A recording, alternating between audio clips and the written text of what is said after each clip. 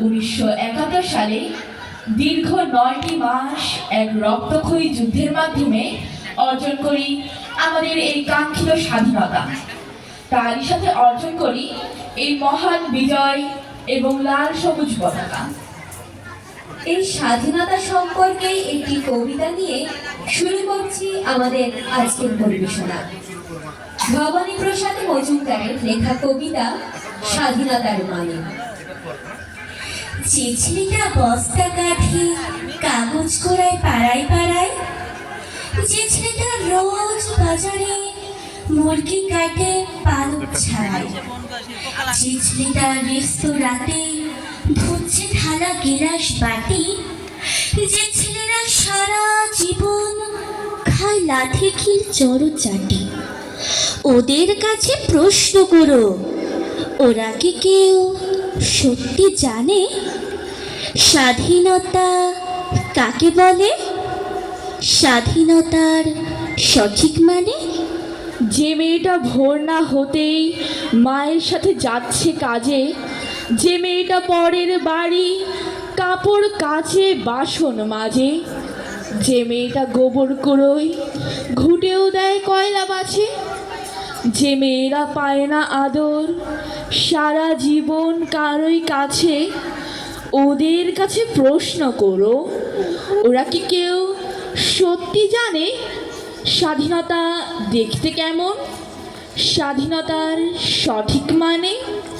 যে ছেলেরা রাস্তাঘাটে করছে পালিশ পরের জুতো, যে ছেলেরা ট্রেনের হকার খাচ্ছে রোজই লোকের গুঁতো, লজেন্স খাওয়ার বয়স যাদের করছে তারাই লজেন্স ফেরি, যাদের বুকে সূর্য ওঠার গোলাপ ফোটার অনেক দেরি, তাদের কাছে প্রশ্ন করো, তারা কি কেউ সত্যি জানে স্বাধীনতা জিনিসটা কি?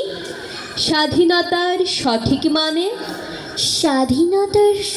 স্বাধীনতার মানে বুঝি নীল আকাশের বন্ধু পাখি, স্বাধীনতার মানে বুঝি চাঁদ তারাদের পড়ায় রাখি, স্বাধীনতার মানে বুঝি পাহাড় সাগর ঝর্ণা নদী, স্বাধীনতার মানে বুঝেই বইছে বাতাস নিরবধি, স্বাধীনতার সঠিক মানে কজন স্বজন সত্যি জানে?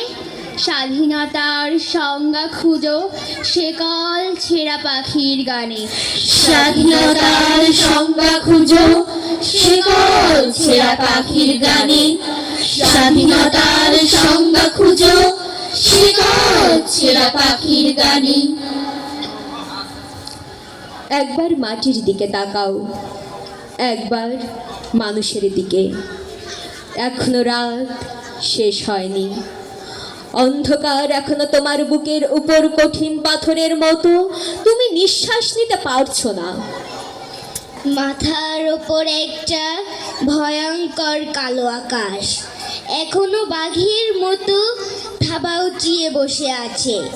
তুমি যেভাবে পারো এই পাথরটাকে সরিয়ে দাও আর আকাশের ভয়ঙ্করকে শান্ত গলায় এই কথাটা জানিয়ে দাও, তুমি ভয় পাওনি। মাটি তগনের মতো হবে যদি তুমি ফসল ফলাতে না জানো, যদি তুমি বৃষ্টি আনার মন্ত্র ভুলে যাও, তোমার স্বদেশ তাহলে মরুভূমি।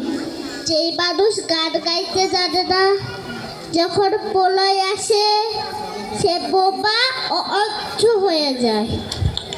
তুমি মাটির দিকে তাকাও, সে প্রতীক্ষা করছে তুমি মানুষের হাত ধরো, সে কিছু বলতে চায়।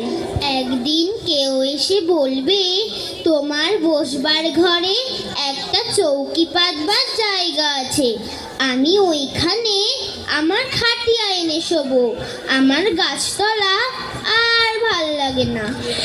একদিন কেউ এসে বলবে তোমার ভাতের থালা থেকে আমি 3 গ্রাস তুলে নেব, কারণ আমার কোনো থালাই নেই, আমার অনাহার এক ঘেমির মতন ধিক ধিক করে জ্বলছে, আর আর আমার ভাল লাগে না, গাইবান্ধার তলার থেকে তুলো মাখা তিনটে বাচ্চা ছুটেতে বলবে, ওগো আমরা বাঁশির উঠে চাই না, পাঁচ নয়া চাই না, আমাদের ছাই রঙের হাফ প্যান্ট আর সাদা শার্ট পরিয়ে চুল আশ্রিয়ে দাও।